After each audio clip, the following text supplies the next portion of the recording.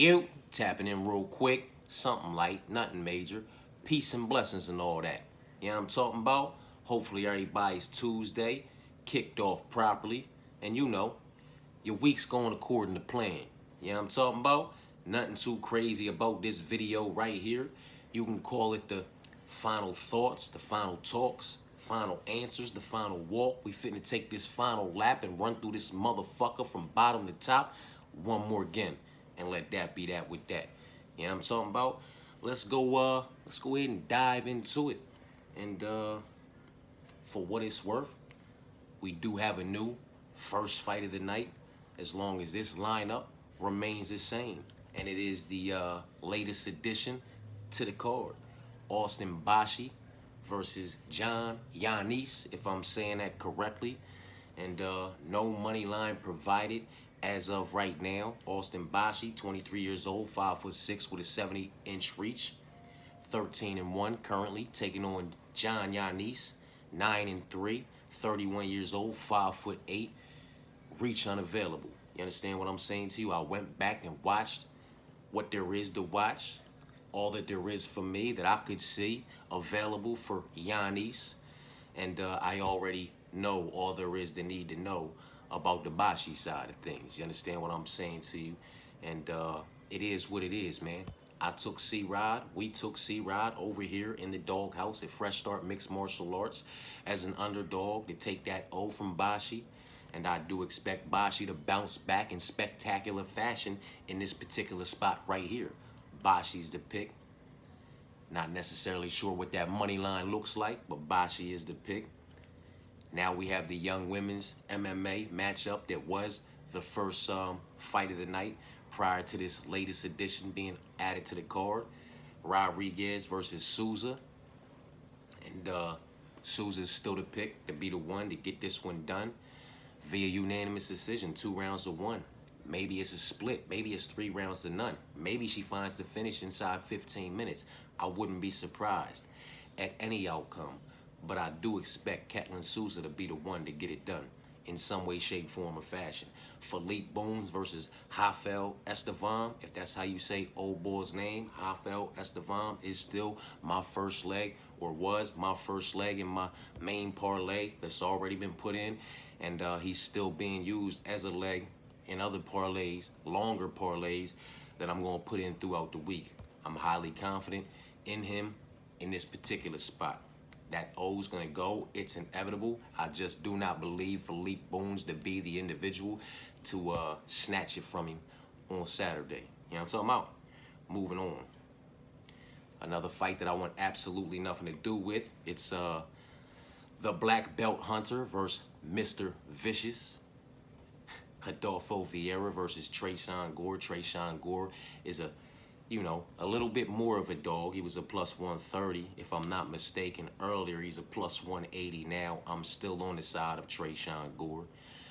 You know, Adolfo Vieira doesn't do well with the individuals who can match him in the muscle department, but are also compact and possess, fairly decent takedown defense. Outside of Adolfo Vieira getting this match down to the ground and finding the finish inside the distance, via submission, I don't see how he wins this fight. And I honestly don't believe he's going to be able to get Tresean Gore down to put him inside a compromisable position. It is what it is. It's a fight that I want absolutely nothing to do with, but it is a fight that I am still on the side of the dog at plus 180 to be the one to find a way to get it done in some way, shape, form, or fashion. Rinya Nakamura versus Nathan Fletcher. Nakamura, was the pick. I'm not switching up. I have properly prepared myself for being on the wrong side of this pick. That plus 325 on the other side, man, for Nathan, who the volume is undeniably going to be on his side, in my personal opinion. If he's able to keep this fight upright, if the wrestling cancels itself out and these individuals are unable to get each other down to the ground, and this stays upright for 15 minutes, I do believe Nathan Fletcher could win a decision just off of volume and pressure. Maybe outstriking him 2.5 to 1. and attempting some takedowns. You understand what I'm saying to you? If Rinya Nakamura is able to come out here and lock up and secure takedowns and slow Nathan down, he's going to probably win this fight, but he's not going to justify that price. Not in my personal opinion. Minus 430, you better go out there and find that finish inside those 15 minutes or get up out of there 30-27. Just put that work on him. I don't know that he's going to justify the price tag, man. Rinya is still the pick. Proceed with extreme caution. I don't want anything to do with it. You know, when I put my little degenerate plays in, where I try to smack the whole prelims and the whole main card and then the whole card and do my little swap out options and all that, that will be one of the fights where I apply the swap out option. Followed by this one, man. You know, my gut originally took me to Puliev, you know, and I'm staying with Puliev, but I just can't deny that neither one of these individuals have really been up against it as far as a legitimate level of opposition is concerned, man. Either one of these individuals could come out there, catch, clip, and disconnect the other one from their consciousness, or catch them, you know, and hop on them for a club and sub type situation, man. It is what it is. Puliev is still the pick, but proceed with extreme caution, man. Minus 115, minus 115, rightfully so. I think Puliev is a bit more of a favorite now. In some spots, a minus 156, 146, things like that. But Puliev's still the pick. Proceed with extreme caution, though, man. You know what I'm talking about? Danny Silva versus Kevin Vahalos, man. You know, Danny's still my big dog. I ain't backing out on that. Both of these individuals, 10-1 versus 15-1. Both of them have 3 bodies of work to go off of as far as statistics are concerned in the UFC. And, you know, if we go off of paper, this is going to be highly competitive and closely contested. And one of these individuals may just edge it unless he catches the other one slipping and disconnects him from his consciousness. Now, Danny does get a hit a bit too much for my comfortability. You understand what I'm saying to you? But I'm going to still rock with him, man. I'm going to still rock with him. Kevin will be in the all favorites parlay. You know what I'm talking about? And because that's always mandatory for me, I go and try to, you know, put together a nice little 5-6 legger all favorites. Stay away from some of the big crazy favorites like this one and some of the other ones because that shit can go left. But I'm still rocking with the big dog, man. But that's a single play. You know what I'm talking about? Maybe I'll attach him as a 4th leg. You know what I'm talking about? To my 3-leg parlay. I duplicate that and add Danny Silva as a 4th leg and swap him out for Kevin as a 4th leg. That way when the 3-leg hits, one of the 4 legs hit. You understand what I'm saying to you? Maybe I'll, you know, implement him into a parlay like that type shit. But outside of that, he's a single play at plus, you know, 345. You know what I mean? Just like Muslim Salikov and Martin Budai last week. They were single plays at plus 350 for Muslim, then plus 400 again. When I caught him later and plus 230 for Martin Budai, then I parlayed Martin Budai's 230 and motherfucking Muslim Sulikov's plus 400 together and got plus 13 something. And that went crazy. But everything with the favorites took a shit because of Damon Blackshear. You know what I'm saying? So I can't always count on them favorites, man. That's why I like to find my dogs, man. Get my little single plays in, pack my dogs up, and then find my little favorites that I like where the money lines are kind of tight and not too out of control, and attach a dog to them and, you know, boost it like that. But I'm a degenerate, man. To each their own type shit. Moving on from El Puma and El Chino. Neil Magny versus Zaleski. Neil Magny opened to plus 180. He's down like around plus 140 now. He's probably going to be an even pick 'em at the end of the week. He's winning this fight, man. He's winning this fight. You know what I mean? In my personal opinion, this is Neil Magny all day, every day, even on Sunday when you cashing them tickets with that plus 180, plus 156, 175, 146, 136, whatever plus money number you get him at to boost your ticket, he gonna be good for it, man. It's not a whole lot to talk about there for me there, in my personal opinion. You know what I'm talking about? With all due respect to Zaleski, he's not going out there and finding the finish over Neil Magny, in my personal opinion. And I know a lot of individuals originally looked at this and saw Neil Magny and thought, oh man, old head, OG, veteran, this, that, and the third, and wanted to just write him off because he's usually at a 10-year youth disadvantage to individuals like Michael Morales. I mean, look at who he's been up in his last few fights. Michael Morales, Carlos Prats, Michael Malott, you know what I mean? All the hot, top, undefeated prospects they put that man in front of, man. And now you're giving him another OG UFC veteran that's actually, he has a year youth advantage over, and that doesn't normally happen, man. But it wouldn't matter. I love Neil in this position, man. You know, Carol versus Nora, it's Carol. Proceeding with extreme caution. It's women's MMA. I don't want anything to do with it. Esteban Rivervix, you know what I mean? They still my 3 most confident picks on this card. Rafael Esteban, Neil Magny, and Esteban Rivervix. And you can still catch them 3 together at +3 something. You know what I'm talking about? The favorites are becoming more of a favorite, and the underdog in Neil Magny is becoming less of a dog, like I said before, but you can still catch them 3 at +3 something, and that's good money, man. Good money, especially if you like anybody else on this card. Attach them 3 to whoever else you like and really boost that motherfucker through the roof. You know what I'm talking about? It is what it is, man. It's who I like. You know what I'm talking about? Moving on. Chris Duncan versus Matus Rebecki. Now, this is where shit gets a bit spicy, man. Because for me, you know, I like everything about the Duncan side, man. You know, Rebecki's, you know, he nice, he dangerous, he can fucking crack, man. And I'm not going to switch my pick. But please, if you was rocking with me on that pick or had any type of thoughts of just apply the swap out option. There's questions there, man. Chris is another one that gets hit a bit too much for my comfortability, and Rebecki can fucking crack. And I don't necessarily know that Chris can take the kind of beating that Mick Urlby took on that motherfucking eye. You understand what I'm saying to you? I've seen Duncan get put on skates from a lot lesser. And if he gets hit a couple times or connected cleanly, Rebecki could definitely get him up out of there. So, you know, I've applied the swap out option. I'm not switching my picks because we're not doing that shit. We just properly preparing ourselves for being on the wrong side of some picks as far as betting and parlaying is concerned. You understand what I'm saying to you? And this is the main one. For me anyway. You know, I'm all over the main event, Taira over Park. Resumes, level of opposition, undeniably incomparable. The body of work produced. I'm just all over Taira in this spot over Park. You know what I'm talking about? So it's Taira all day for me. I just don't know what that money line looks like right now because I haven't gotten into all of that. As long as it's under -500, he gonna get parlayed up with Esteban, Ribovics, Rafael Esteban, you know, and Neil Magny and them. But yeah, I'm all over Taira.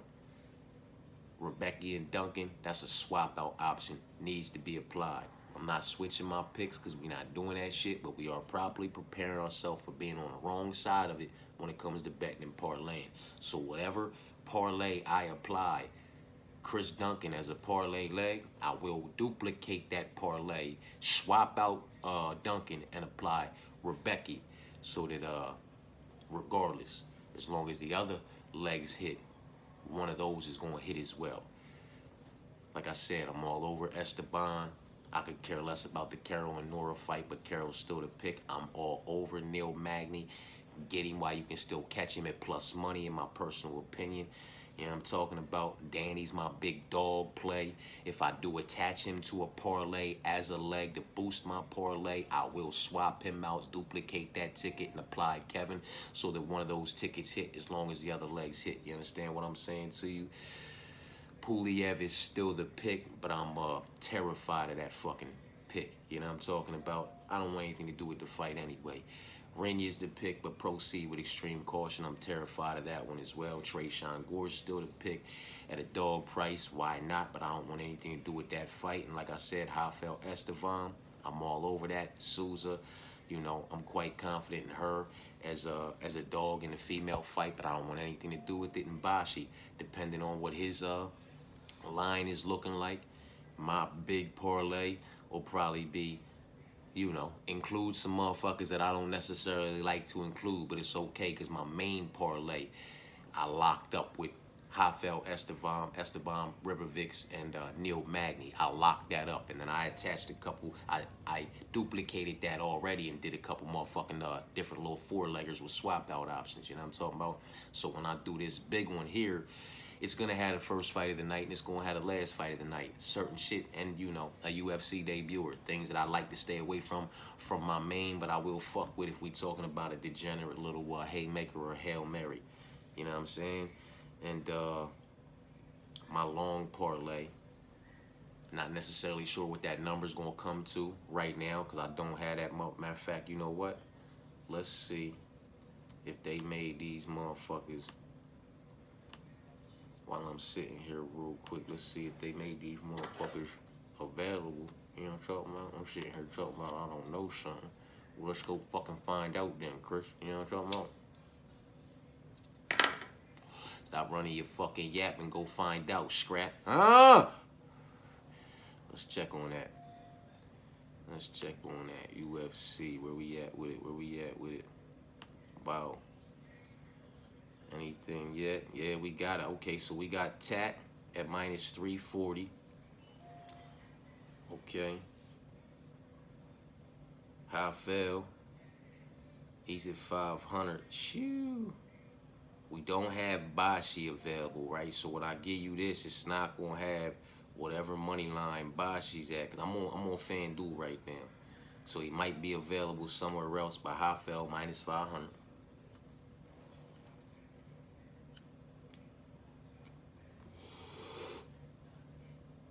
Then we go a couple more up here. Tat, minus 340. And we gonna come Esteban, minus 280. Now we got plus 110. You know what I'm talking about?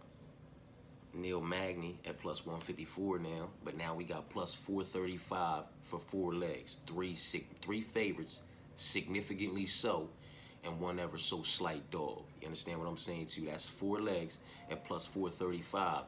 I'm all over that. Now, mind you, if I had the Bashi money line available, I'd attach him and make him a 5th leg, and I'd be all over that as well. You know what I'm talking about? But that's not here. So what I'm gonna have to do is a swap out option with the 5th leg. We'll know what that's looking like, and then y'all, you know, when the Bashi money line presents itself for me, I'll tap back in and tell y'all how that came together.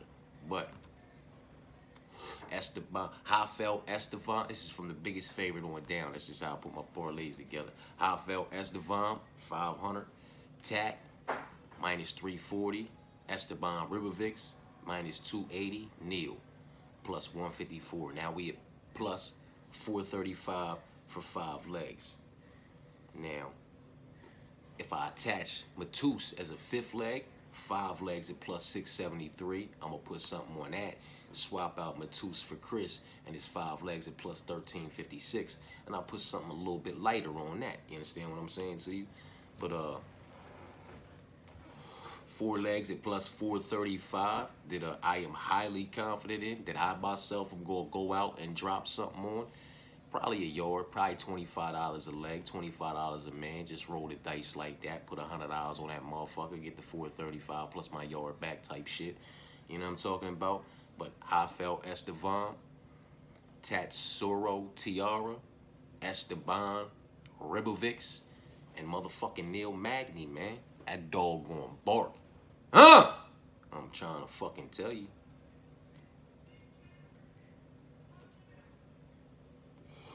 But yeah, you know, something light, nothing major. You know what I mean? Final talks, final thoughts, final answer.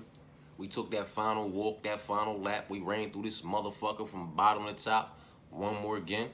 And we gonna let that be that with that, man. Y'all know my main 3. Now y'all know my next main 4-legger at plus 435.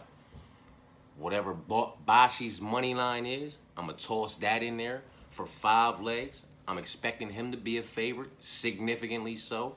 So it's probably gonna take this 435 up to about plus 5 something. We'll have 5 legs at plus 5 something. And the degenerate in me, that just I love everything. That just fine tunes my degenerate engine. You understand what I'm saying to you? 4 legs at plus 435. Toss that 5th leg in there as a significant favorite to get 5 legs at plus 5 something. I'm all over it, man. I don't know about y'all, but I am. You know what I'm talking about? I appreciate y'all for tapping in. Best of luck with any and all bets and parlays. Peace and blessings.